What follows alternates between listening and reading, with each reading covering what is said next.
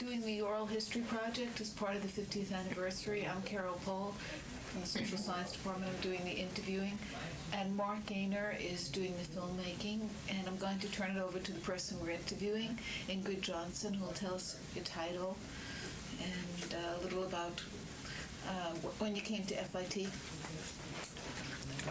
My name is Ingrid Johnson. I'm the chair of the Textile Development and Marketing Department here at FIT. I came to FIT in 1991. The reason I know when I came is because I was pregnant with my first daughter, who I had that summer, and since then I've had 2 more daughters, so a total of 3, always in the summer. It seems to me that our life is very busy during the academic year, and it's the only time you can fit in your children. When I came here, the program was probably more oriented towards a science program based in the traditional textile component of understanding the science behind the fibers and the production of textiles. It was definitely production-oriented of the old school, similar to the ones that many of us went to.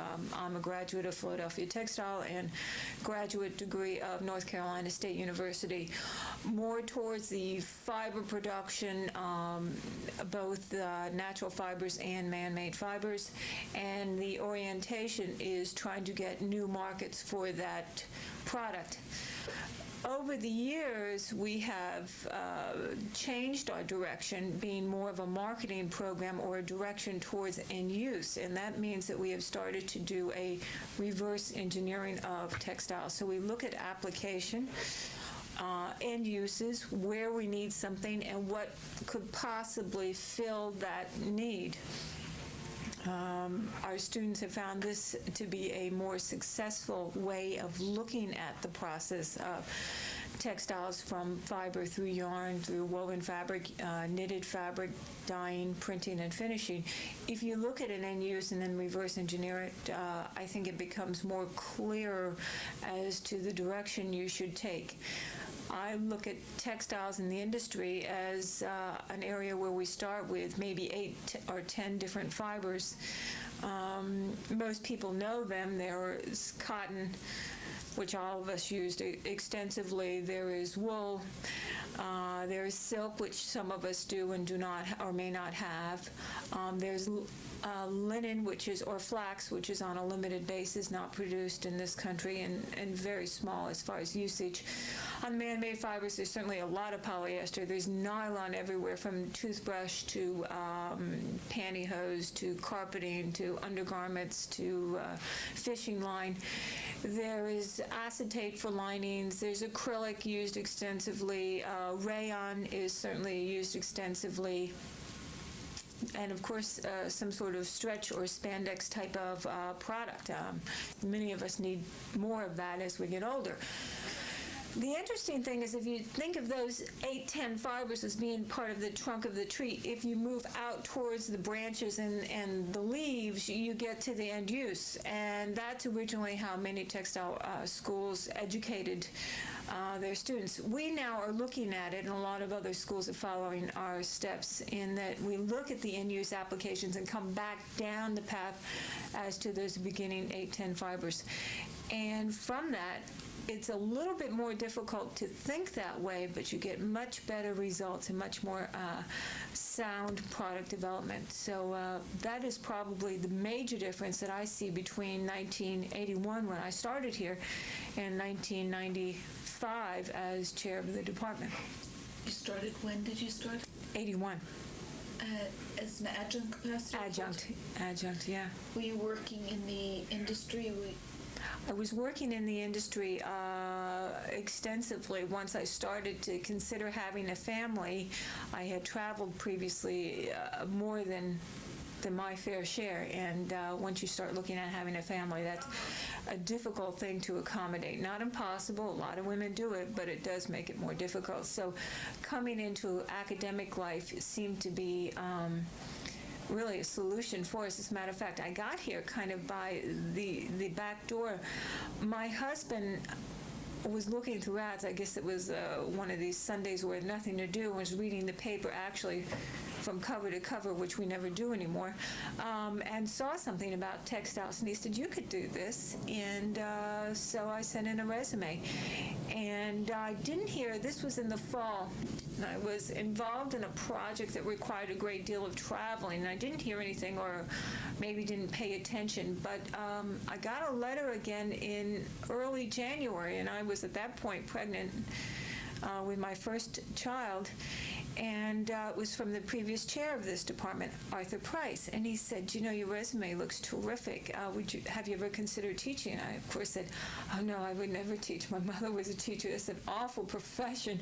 I could never imagine myself doing it. It's way too much work. And he said, you know, maybe if you came in to speak to me, you might like to consider, let me show you around and see what we have here at FIT. And of course, I knew about FIT, but had no real understanding of what FIT was. And I was in the early stages of pregnancy and throwing up and morning sickness, and he said, listen, if you can't come in to see me, my daughter goes to NYU, maybe I can visit you somewhere downtown. And I figured that was pretty interesting, that a person would actually want to meet me well enough to go out of his way to do that. And I, of course, said, well, maybe I should reconsider. I'll come up and meet you. And the rest was pretty much history, but I think that's to the credit maybe to Arthur Price himself, but maybe more to the institution, that the institution is willing to go out of its way, make that last step, make that last call, do whatever is required in order to make something happen. And I was always delighted that he did that. And of course, you know, 3 children later, or 2 children later, here I am. And what places did you work, and what kind of work did you do when you say textile development before? When I left undergraduate school, I came to New York and started in the home furnishings area, and I developed home furnishing fabrics for a company. Our customers were primarily the catalog chains, Sears and Penny's, Ward's, and then I started to branch out and do more textile research within the upholstery area. At that time, upholstery and home furnishings was certainly a secondary market to apparel. Now we see home furnishings becoming almost equal as far as fashion trends and the direction and the influence it has on the home, and that's probably because consumers have certainly aged, and the major consumer buyer is more concerned about the home as opposed to individual clothing. When I buy something for the home, I satisfy 5 people. When I buy something for myself, I'm very happy, but the rest of my family gets nothing out of it. So at that time, people didn't look at home furnishings or home fashions in the same way, and I started to move in that direction and became stronger and stronger, and stayed in that area, never moved over to apparel. And the students that go into your major now, could you describe them and where they end up going and the program itself? To try to describe a student in my major, it's probably like many other majors at FIT. A lot of the students that come into my major are foreign-born. They can be. Certainly, they are intrigued by the aspects of textiles. They are interested a little bit more in the substrate. It's difficult to get to this major because it's easier for a 17, 18-year-old to understand buying or to understand design in a pure, simple sense. But when they do come here, they are challenged and they enjoy the education that we give them. The best thing for us is that our net result is just phenomenal.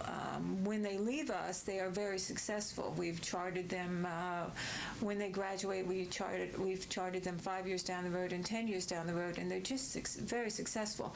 To find something common among them is very difficult because textiles is used all over the place. It's certainly used in the automobile industry, but we never pursue that aspect. We are more in the home fashions or home furnishings and the apparel end. And our students find great successes in areas that we might not ordinarily think as a textile component. For instance, we probably have 6 graduates at Liz Claiborne. I don't think most people realize that the textile department graduates students that go into Liz Claiborne, and very successfully. We have students at J. Crew. What do they do there? They do product development, they do sourcing, they put together fabric lines, they put together concepts for Liz. Can you explain those terms, sourcing and... Sourcing internationally. Anymore, we source everywhere. Sourcing is never done domestically. Exclusively. Certainly, a lot of people have come back to domestic producers, but sourcing is internationally. When you source internationally, you're dealing with currency exchange, letter of credit problems, you're dealing with time constraints or time problems, you're dealing with the stability of other countries or lack of stability in some cases. You're dealing with a communication difficulty, not only by language skills, but also by distance. You're dealing with the difficulty of getting the product in through our country, which means quota regulations and tariff regulations. So it's not as easy as it might sound. Now, for What you, is sourcing? sourcing means getting the product from the producer and bringing it into this country. The interesting thing with Liz is that this product might be sourced from all over the globe and have to work well with something that was sourced from somewhere else, meaning the jacket that goes with the skirt, that goes with the blouse, that goes with the knit top can be sourced from a wide variety of different countries and producers, and they all have to work together, and they have to work together well under this light source, under Bloomingdale's light source, under Evening Light, and they have to work together well throughout the useful life of the product. So it's not all that simple. It's really not all that difficult once you understand that. But it's not as simple as just saying, oh, I'd like to buy this here and this there and put it together. It's not like that. With product development, they do essentially the same thing. They start to look at a concept. They look at what Liz did last year, what was successful, and they start to build upon that as to what their next market or next season will be. Of course, they look at trends as far as what the runways were showing in designer wear here in New York and in Europe, but for the most part, Liz Claiborne's lines are well-grounded and are pretty strongly based in what will actually sell, so that's not so difficult. Our students work at Patagonia, and there they, if I could get it, they do something pretty interesting, which is this, which is two students from our department. One of them, who has a patent, who's a really interesting person, this is recycled polyester chips. And maybe most people know this by now, but it's certainly been around for some time, but not everyone knows it. So most bottles that we see students drinking Evian water out of, or any other soda or product that is a plastic, the plastic itself is polyester. So you take the polyester and you re-put it back into the chips, and then you make EcoSpun or any of the products that are around. EcoSpun? EcoSpun is a name put out by Wellman, who produces it along with Dyersburg Fabrics, and it's just recycled polyester. So it was at one time a soda bottle and now is a garment. And we see this used in those polar fleece jackets with the snaps that kids have and adults have that are reasonably comfortable and actually I think quite expensive. And this is done by two students who are graduates of this program. Were they the brainchild behind it? I don't know. Were they part of the execution team? Absolutely. They were the part that pushed it through to make it happen. And we're going to see more things where someone is using their brain and their skills and their ability to think of how we can address the consumer's needs, because I think actually as consumers we probably don't need too much more in our closet, but we probably want to buy something else that seems interesting to us and that we want to have in our closet. And as we get older, that selection process is probably a little bit more exclusive. And so you have to get something that's interesting. This, I think, is wonderful for children. They would think it's a natural. Oh, I'm wearing a soda bottle. Oh, this used to be a Coke bottle. I think it's just terrific. And I've been in contact with the Coke marketing people who I know on a personal basis, and the licensing people, and maybe something will come out of this. Do you keep contacts with the various industries? How does FIT and the department relate to? Well, we keep contact with a number of ways. Certainly, the industry calls upon us as expert witnesses or for consulting purposes, but also we keep in contact with the industry because our graduates are now the industry. They've moved up into middle management. Someday they will be senior management, and so we bring them back and get involved with them. The Textile Distributors Association, TDA, is very strong in our industry and has been working with us, this department particularly, to try to get people who are interested in textiles to move into textiles and then to come into the textile industry, so to get the education and then move into the industry. We also work very hard to make sure our graduates come back and talk to our students who are in the process to understand the importance of different classes, what they will get out of it, why they need to know it, and to help them in their job search process. And at the same time, we bring them in to speak to students who are interested in applying to the process, to the school. So we make a whole continuum of students who are in high school who are interested in applying to students who are in the process, whatever that point is, ready to graduate, ready to show their technical portfolio, ready to send out resumes, and then students who are 2 years, 5 years, 8 years, 10 years, and longer out in there who've come through this department. It makes us a nice, tight family, and it makes us, this department, realize our successes and certainly realize where we have more work to do, and it never stops. How long has the department been in existence? Oh, you're going to ask me that? I don't know. Approximately. I think it's one of the, it's not the founding, but I think it's one of those that came out at the same time management did and sprung off on its own.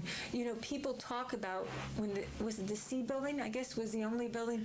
I don't know. When I came here, all of this seemed to be here except for the new dorm, so I don't know enough about that. But they talk fondly of those days when FIT was this small, intimate family and everyone knew each other. I wish at times we had that back. I wish we had the opportunity to have that back, because I think there's a lot of senior faculty who are a wealth of knowledge who could inspire us who are trudging through this process right now, and who could help us to understand how we got to where we are, and your history is very important. It's an associate's degree and a BA degree, though? No, we have an associate's and a BS degree. BS degree. Yes, yeah. Okay, and you mentioned foreign students. What's the nature of the students like? When you say foreign students, they're American students who are here, students who have emigrated to the United States? No, actually, FIT is well known in the foreign community outside of the shores of the United States, probably better than it is, I think, in the United States. Foreign students, I mean students who are from foreign countries who want to come here. Certainly, you'll probably assume that we get students from India. We do. We get students from, Japan, China, Taiwan, but you would probably not assume that we get Swedish students. Every semester we'll have 1, 2, 3 students from Sweden who come here for textiles. We get students from Israel, we get students from France, we get students, you name it, Germany, you name it. They come here for the technical application, and they come here for FIT. And the reason they come here to this program as opposed to other programs that they could take here in the United States is that we always look at in-use application. We reverse it. We look at end product and see how can you make it better, or what is the need that is there that is not filled. And for that, students come to New York. New York is a great resource anyway, but they come here to FIT and they come to us. Do they go back to their country, or are they? It's mixed. Once you see New York, it's tough to leave. You either love it or hate it. But some of them do have family obligations. Some of them do go back and start to set up processes and understanding similar to what we have here. But a lot of them really like Manhattan and do like New York and do like FIT, and it's tough initially for them to go back. I would say it's probably split between those who stay and those who leave. The problem with staying here is that you have to find a reason and justification why you should stay here. What proportion are already in the business, from the families are in the business that come here? Probably 70% are families that are in some sort of either garment business, textile business, equipment, the business to produce equipment that produces textiles. In Germany, they're very strong on a lot of knitting machines and the technology that drives this. Japan, very strong, again, in the equipment and oriented towards all of the equipment that they produce there. Big machinery markets. And machines anymore, to me, has an old connotation. Everything is computer-driven. Everything is produced in a manner to require the least amount of labor. Everything is high-tech. There is nothing that is not high-tech. There's no reason not to produce high-tech anymore. And the students just need to understand what we do here. Should we ignore that? If I ignore it, maybe it'll go away. And the other students, the so-called... Excuse me. Hello? Nelson. Yeah, well, hopefully the interviewing will be done this spring or in the fall. That's what I'm hoping. And then the next 10 years. So somebody else will do it in 10 years. In 10 years, somebody will come to you. All right, give me an easy question. Okay, we were talking about, well, is there something, do you want to mention the call that you got in light of our talking about international students? Because that's what we were talking about. Yes, a woman just called from Portugal. She's interested in the textile program, and she's been trying to get a hold of me. I don't know, at FIT, sometimes it's difficult to get a hold of the person you want to speak to. She's not quite sure if she wants the graduate program, which is why she wanted to speak to the dean of the graduate studies, and she didn't understand the difference between a graduate program and a baccalaureate program. At the same time, I gave her his number, and she's going to fax some information to me of what she's interested. But this is not unusual. Switzerland 1 week, Portugal another, and Portugal is very big in textiles. Probably 80% of the flannel that we have is actually produced in Portugal. Small fact, but many different countries all the time will call. Probably many other departments here at FIT. Because we are a tremendously respected force outside of the United States in the international market, definitely. Could you talk a little about the students that come here from the United States? They're terrific. And they're from the local area? They're from the local area. They could be from Kansas. They can be from Iowa. They can be from California. I get a lot of calls from California because the second largest industry behind the entertainment industry in LA is the import business or the apparel business or the construction business of apparel items. And they realize that the textile component is an integral part of that. And so students do come from California to go to this department here at FIT. But students are from all over, and certainly the Canadian students likewise, because a lot of products that we have that come in this country come in the back door via Canada. It's all changing, but it is definitely true. Are these from families of people, most of the students? No, it can be, and certainly is, but it can be somebody who had a 4-H class and just liked textiles or liked it in, God forbid, their home ec class in high school, or just kind of are intrigued a little bit about the opportunities in textiles. You never know where the next call will come from, and you never know how they got to you and what their interest is. But hopefully we resolve their questions and they apply for the fall semester. Can you say something about the nature of the change in students that you've seen from when you started as an adjunct in 1981, in terms of, is it more females, ethnicity, background? They always seem to get younger. They always seem to get a little bit more naive. They do seem to get more me-oriented instead of big picture, certainly when you compare them to the foreign students. Their skills seem to need a little bit more work than perhaps they did 10 years ago. They're willing to take a stab, though. They're willing to run out and go to the edge of the diving board to see what it looks like. And that in itself is good with a student, because that means if you work with them and you help to develop them, they're ready to go off the end of the board with you. So there's always pros and cons, but they do definitely seem an awful lot younger than they used to. I guess that's most the first year, it's the first generation in college, is it? I think so. I think so. Definitely working class and first generation. Although that is shortly to change, because I think the general population, a higher and higher percentage, has gone to college, and at least some sort of college for some period of time. Maybe not completing college, but I would say that is still true. Mostly females? Yes, mostly females. Probably in this department we have a higher percentage of males given the average, just because of the nature of the program. Which is, what would you figure? 25% male. And have you seen any ethnic changes, any different...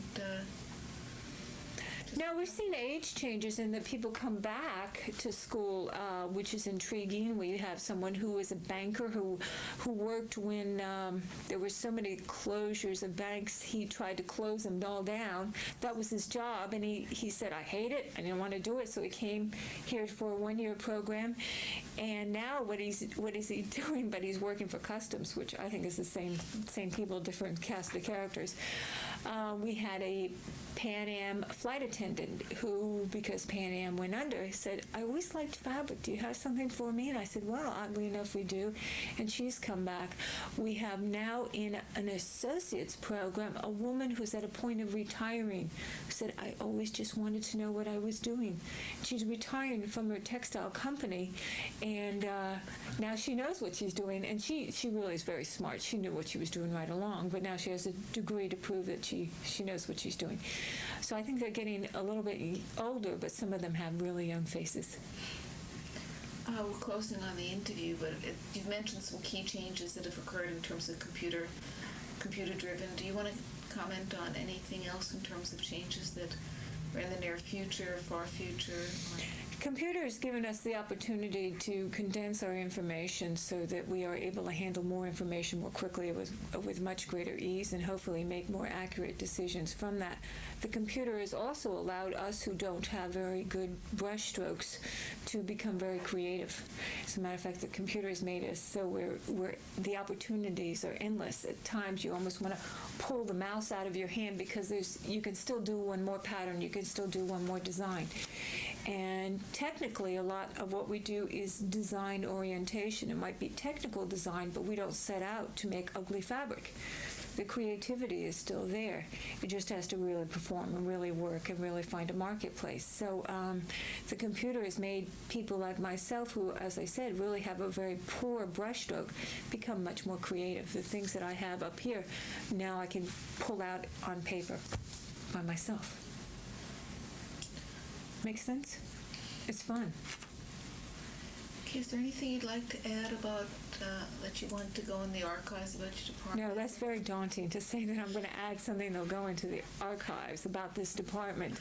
I would not think that I could certainly represent the department in that sort of scope, but no, I think a lot of us here in the department like what we do. We like FIT. We think we're contributing to FIT, and I think actually we've developed a very good product, and we're pretty successful at it. And it's because of the efforts of a lot of people, and not only this department, throughout FIT. Okay, thank you. You're welcome.